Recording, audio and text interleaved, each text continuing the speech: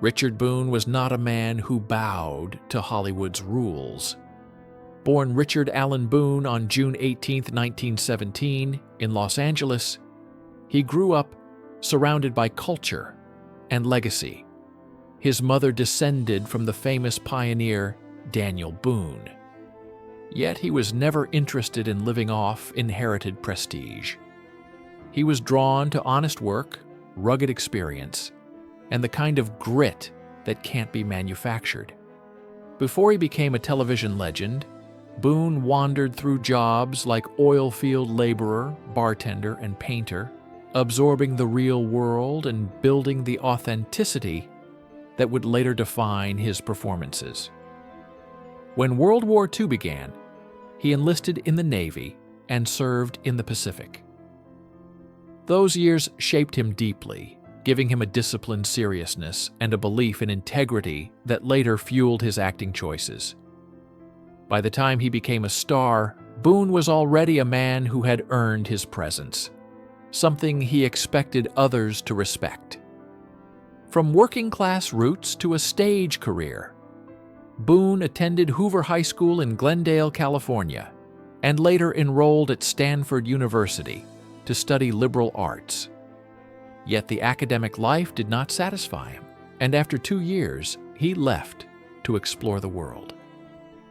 He drifted through labor jobs, building the kind of life experience that later made his characters feel lived in and real.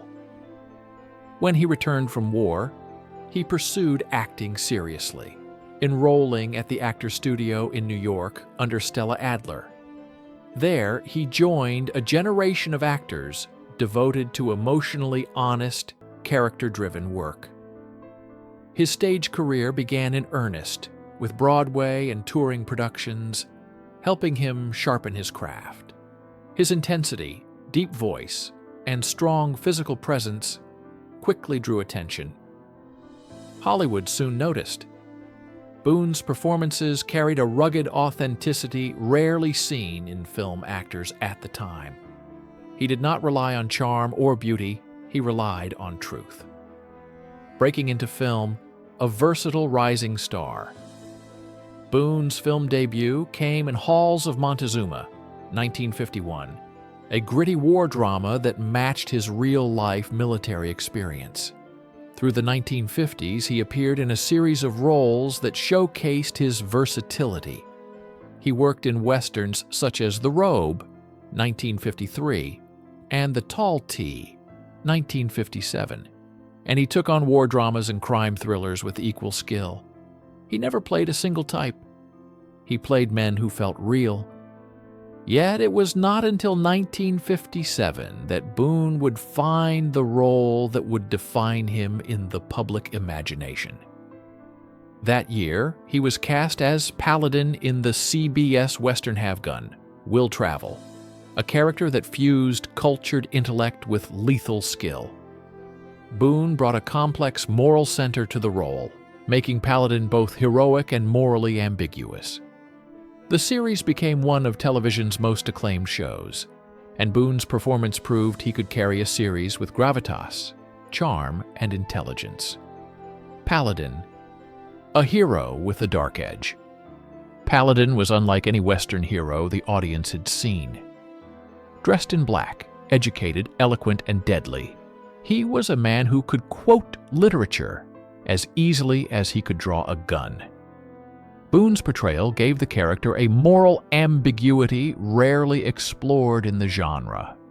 He wasn't a clean-cut hero. He was a man who understood violence and the cost of justice. For 6 seasons, Boone carried have-gun, Will Travel with steady intensity, and he did so while maintaining strong creative control. He was deeply involved in script development, pushing for stories that explored deeper themes of honor, ethics, and the gray area between right and wrong. His insistence on quality made the show stronger, but it also earned him a reputation as a difficult, uncompromising actor. Boone was not afraid to challenge the studio system. He believed in art over image, and that belief shaped both his career and his personal life. The Richard Boone Show and career beyond after Have Gun will travel. Boone attempted a bold new venture, The Richard Boone Show, 1963 to 1964. The anthology series was ambitious and daring, allowing him to play different characters each week. While it lasted only one season, the show was praised for its high-quality storytelling and the range Boone demonstrated. His career continued through the 1960s and 1970s, with notable films such as Rio Conchos, 1964, The Kremlin Letter, 1970, and Big Jake, 1971, alongside John Wayne. He later worked with Wayne again in The Shootist, 1976, the actor's final film.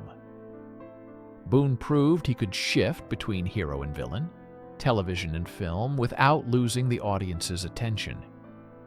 His talent was never limited to one kind of role. And though he sometimes clashed with industry expectations, he never stopped striving for depth and authenticity. A new life in Hawaii and a passion for teaching.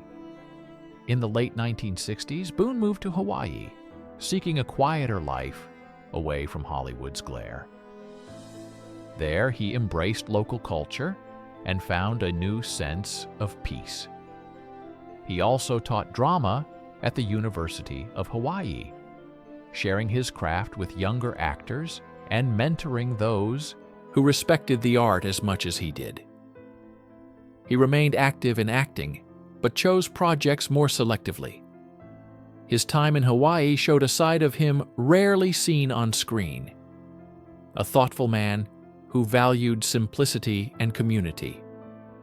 Friends described him as intelligent, witty, and deeply principled.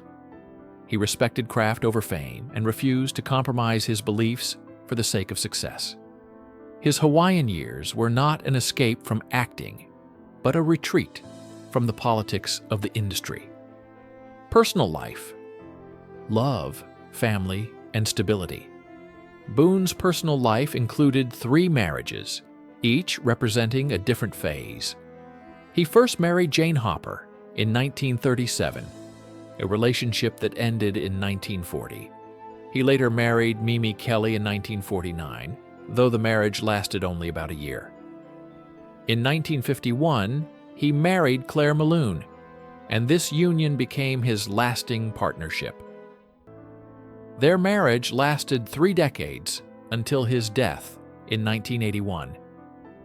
Together they had one son, Peter Boone, who appeared as a child actor in several episodes of Have Gun, Will Travel. The family bond was strong, and Peter's early roles reflected the closeness between father and son. Though Peter later chose a different path, his childhood work remains a touching footnote in Boone's legacy. For Boone, family provided the stability that Hollywood often could not. The man he hated most: Kirk Douglas. Richard Boone was not shy about his opinions.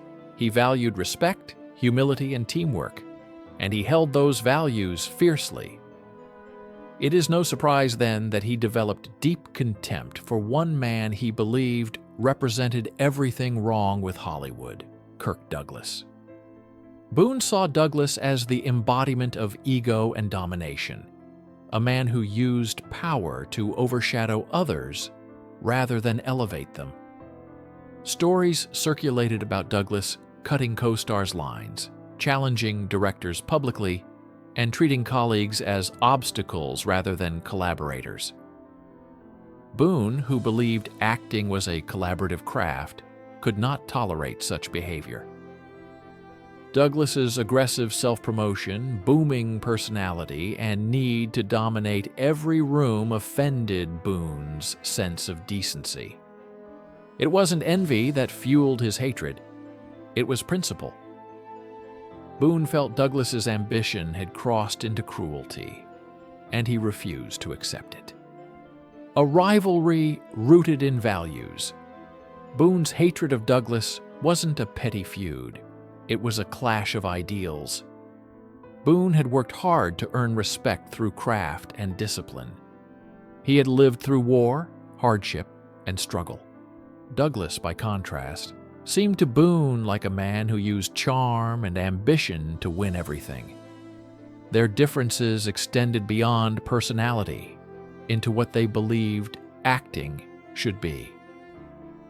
Boone saw the art as a shared endeavor, while Douglas appeared to treat it as a stage for his own brilliance. Boone reportedly avoided Douglas at gatherings, often leaving early to escape his presence. Friends said Boone grew colder when Douglas entered a room. He once remarked that Douglas was so in love with his own reflection he forgets other people exist. Whether Douglas ever noticed or cared is unclear, but Boone's feelings remained unshakable. To Boone, Douglas was not just a rival. He was a symbol of Hollywood's worst tendencies. Final years and legacy. Richard Boone died on January 10, 1981, at age 63, at his home in St. Augustine, Florida. He had been battling throat cancer, which severely affected the voice that had become his signature. The disease weakened him physically and emotionally, and he spent his final months quietly with family and friends. His death marked the end of a career built on integrity, strength, and uncompromising talent. In accordance with his wishes, his ashes were scattered in the Pacific Ocean off Hawaii, a place he had loved deeply. It was a fitting final act for a man who lived life on his own terms, far from Hollywood's illusions.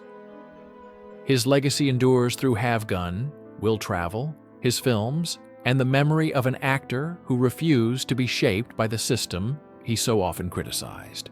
Outro, a star who chose truth over glamour. Richard Boone remains a symbol of a different kind of Hollywood, one defined by raw talent, fierce principles, and a refusal to compromise. He was a man shaped by hardship and war, who turned his intensity into art. His hatred for Kirk Douglas was not born of jealousy, but of a deeper moral code. Boone believed in respect, collaboration, and humility, and he refused to stand quietly while others trampled those values. Today, his work continues to be celebrated not just for its power, but for its honesty. Richard Boone didn't merely play tough characters. He lived a life of strength, conviction, and unyielding integrity. And that is why his story remains unforgettable.